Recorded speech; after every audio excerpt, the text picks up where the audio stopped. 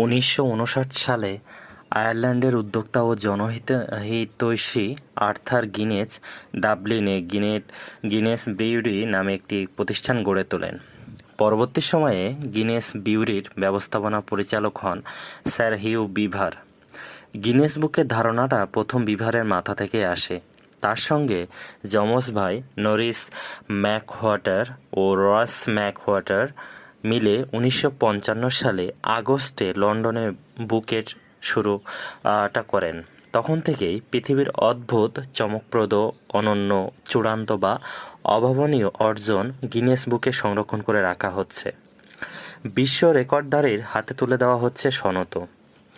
আজকে আমরা জেনে নিব গিনেস বুকে জায়গা পাওয়া 10 ক্রীড়াবিদের কথা।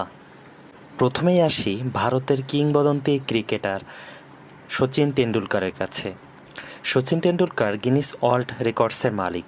আন্তর্জাতিক ক্রিকেটে তিনি সর্বোচ্চ রান, একজন ব্যাটসম্যান হিসেবে 100 সেঞ্চুরি, সবচেয়ে বেশি 200 টেস্ট খেলা, টেস্টের এত সব কীর্তির জন্য নিজেদের হীরক জয়ন্তীতে 60 বছর পূর্তি তাকে সম্মানিত করেছে গিনেস ওয়ার্ল্ড রেকর্ডস কর্তৃপক্ষ।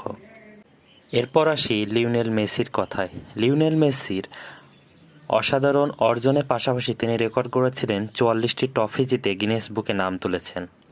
এরপর ক্রিস্টিয়ানো রোনাল্ডো পর্তুগালের হয়ে 221 ম্যাচে করেছেন 138টি গোল।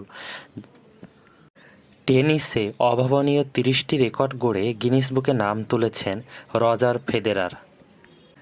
নাম রয়েছে টাইগার উডসকে অনেকেই সর্বকালের সেরা গলফার মনে করেন।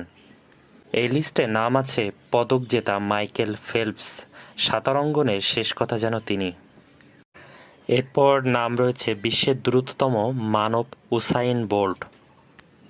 ইংলিশ প্রিমিয়ার লিগে এক ক্লাবের হয়ে সর্বোচ্চ গোল করেছেন ওয়েইন রুনি। তিনিও লিপিবদ্ধ করেছেন তার নাম গিনেস বুক অফ ওয়ার্ল্ডে।